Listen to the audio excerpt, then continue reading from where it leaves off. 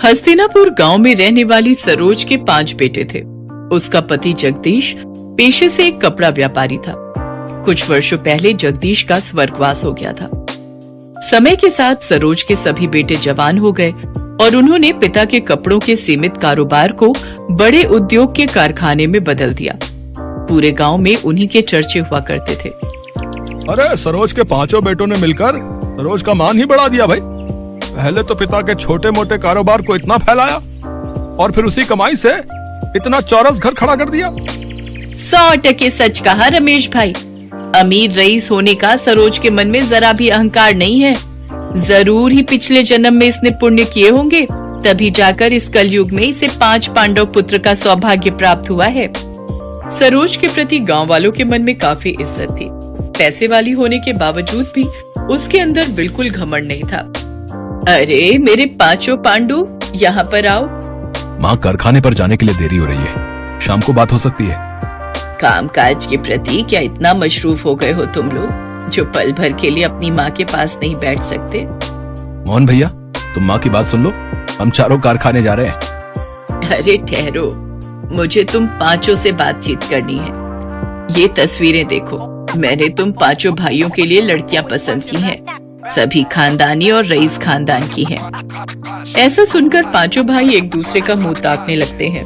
तभी उसका तीसरा बेटा कहता है, माँ, ऊपर वाले की दया से आपके 5 बेटे अपने पैरों पर खड़े हैं। माँ, शुरुआत से ही हम 5 भाइयों की सोच यही रही है कि हम गरीब घरों की बेटियों को ही इस घर में दुल्हन बनाकर लाएंगे। माँ, प्रदीप सही कह रहा है। अरे पगला गए हो क्या तुम लोग? अगर मैं किसी गरीब की बेटी को ब्याह कर लाऊंगी तो लोग सैकड़ों बातें बनाएंगे। गरीब अमीर का मेल भी नहीं देखा कहेंगे। माँ, आपको जमाने की पड़ी है, बल्कि ये सोचो कि किसी गरीब की बेटी का हाथ थामने से किसी गरीब पिता को साहूकार का कर्जदार नहीं होना पड़ेगा। सरोज 5 बेटों की बातें सुनकर भावुक हो जाती है और कहती है, ठीक है, अब बस भी करो।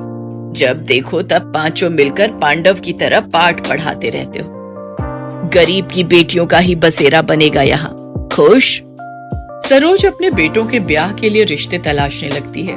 उसकी तलाश धर्मपुर गांव में रहने वाले गरीब रामदीन की 5 बेटियों रोहिणी, दीपा, नीलम, पुष्पा और तनु पर खत्म होती है। बड़े ही धूमधाम से सरोज अपने 5 बेटों की शादी करके 5 बहुओं को घर लाती है। मेरी 5 बहुओं, अपने दाहिने पैर को इस अक्षत कलश पर पैर लगाकर गृह प्रवेश करो। हम तो सोच रहे थे कि तुम इतनी अमीर हो तो जरूर बड़े घर की बेटी को बहू बनाओगी, मगर तुम्हारी 5 बहुएं तो बहुत गरीब हैं। लगता है इन बेचारियों का बाप बड़ा गरीब था, तभी तो कुछ भी दान दहेज ना दे सका।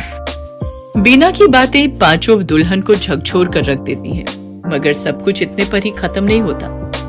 रस्में खत्म होने के बाद सभी अपने अपने घर चले जाते हैं। तभी सरोज कहती है, ना जाने कैसा गरीब भिखारी बाप है इनका जो पाव भर मिठाई भी ना रख सका। तुम सब देखना, कल सुबह तक ये बीना पूरे गांव में ढिंढोरा पीट देगी कि मेरी बहुएं गरीब घर से है। सरोज की बातें सुनकर उसके बेटे कहते हैं, माँ, अभी हम 5 की पत्नी को आए हुए पल भर भी नहीं हुआ और आपने अभी से ही इनको ताने देना शुरू कर दिया। सरोज की कड़वी बोली उसकी बहुओं के दिलों को अंदर तक चोट पहुंचा रही होती है। देखते ही देखते सप्ताह पर सप्ताह, महीने भी बीत जाते हैं। एक शाम बीना सरोज के पास आती है।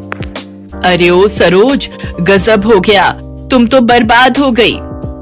ऐसा भी क्या हो गया जो तेरी सांसें ऊपर नीचे हो रही हैं? ठीक से बता, जल्दी क्या हुआ? तेरे कपड़े के कारखाने में गंभीर आग लग गई है। तेरे 5 बेटे कर्मचारी सहित ढेर हो गए। ये सुनकर सरोज कारखाने की ओर दौड़ती है, जहाँ सब कुछ धू-धू करके जल रहा होता है। अपने बेटों के जले हुए शव देखकर सरोज शांत रह जाती है। बेटों की मौत उसको गहरे शोक में डाल देती है। ऐसे ही समय बीतता गया। एक रोज सरोज अपने बेटों की याद में खोई हुई होती है कि तभी उसके सीने में तेज दर्द होता है। उसकी 5 बहुएं उसे अस्पताल लेकर जाती हैं, जहां डॉक्टर उनसे कहते हैं, देखिए ना, हार्ट में ब्लॉकेज हुई है, जिसके लिए इनकी बाईपास सर्जरी होना जरूरी है और इसके लिए तकरीबन 10 लाख का खर्चा आएगा। हमें कुछ भी करके माँ जी को बचाना होगा, लेकिन हमारे पास इतने पैसे तो नहीं है। अपने पतियों के बाद हम अपनी सासू माँ को नहीं खो सकती। हमारे तो मायके वाले भी गरीब हैं, हम उनसे भी कुछ मदद नहीं मांग सकते। फिर तो एक ही रास्ता है, हमें अपने घर को बेचना होगा।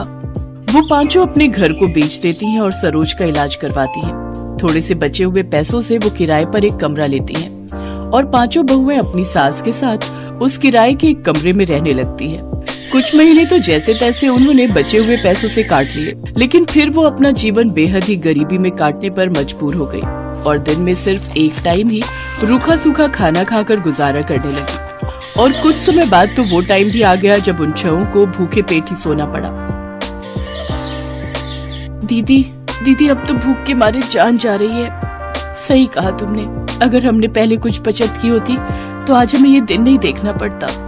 अपनी बहुओं को भूख से तड़पता देख सरोज लाला के पास जाती है और कहती है, लाला मुझे थोड़ा राशन उधार दे दो, हमने 3 दिन से कुछ भी नहीं खाया है। माफ करना सरोज बहन, लेकिन अब मैंने उधार देना बंद कर दिया है। नकद लाओ और राशन पानी ले जाओ। गांव के मंदिर के बाहर बैठकर सरोज भीख मांगने लगती है, लेकिन उस दिन 10 रुपए से ज्यादा उसे 1 पैसा भी नहीं मिलता। उन 10 रुपयों से सरोज आटा खरीद कर ले जाती है, जिससे उसकी बहुएं 6 रोटी बनाती है और सभी 1-1 रोटी नमक के साथ खाकर आधा पेट ही सो जाती हैं। ऐसे ही समय बीतता है। पांचों बहुएं सुबह से शाम तक काम की तलाश में निकलती हैं, लेकिन उन्हें कहीं भी काम नहीं मिलता। घर में छाई गरीबी के कारण सरोज को सदमा लगता है और उसकी तबीयत खराब होने लगती है। बहू, मैं बिल्कुल ठीक हूँ, तुम मेरी चिंता मत करो। पांचों बहुएं कूड़ा कचरा बिनकर उसमें खाने की तलाश करने लगती हैं। कुछ दिन बाद तनु और पूजा को एक घर में साफ सफाई का काम मिल जाता है। वो अपनी सास की तबीयत को देखते हुए अगले दिन काम पर जाने के लिए लेट हो जाती हैं। जहाँ पहुँचकर उनकी सेठानी उनसे कहती है, आ गई तुम दोनों कामचोर हैं? तुम गरीबों की यही बीमारी है, मीठे मुंह तुमसे 2 बोल क्या बोल लो, तुम तो सर पर ही चढ़ जाती हो। चलो अब मेरा मुंह क्या देख रहे हो, जल्दी से जाकर काम पर लग जाओ। वो दोनों काम पर लग जाती हैं, लेकिन उनका ध्यान अपनी सास की सेहत की तरफ ही था। घर का सारा काम करते हुए तनु को भूख लग जाती है और वो पूजा से कहती है, दीदी मुझे बहुत तेज भूख लग रही है, कुछ रोटियां बची हैं, सेठानी तो इन्हें कूड़े में ही फेंकेगी, तो क्यों ना हम ही इन्हें खा ले। नहीं तनु, तू तो जानती है ना सेठानी कैसी है। वो जब हम गरीबों को बासी रोटी सब्जी तक नहीं खाने देती तो वो हमें ताजा खाना क्या खाने को देगी। हम ये रोटी चुरा कर ले चलते हैं, घर जाकर सब मिलकर खा लेंगे। वो दोनों बहनें अपनी साड़ी के पल्लू के नीचे रोटी चुरा कर ले जाती हैं। तभी सेठानी उन्हें देख लेती है और पुलिस को फोन कर देती है और पुलिस उनके पीछे लग जाती है।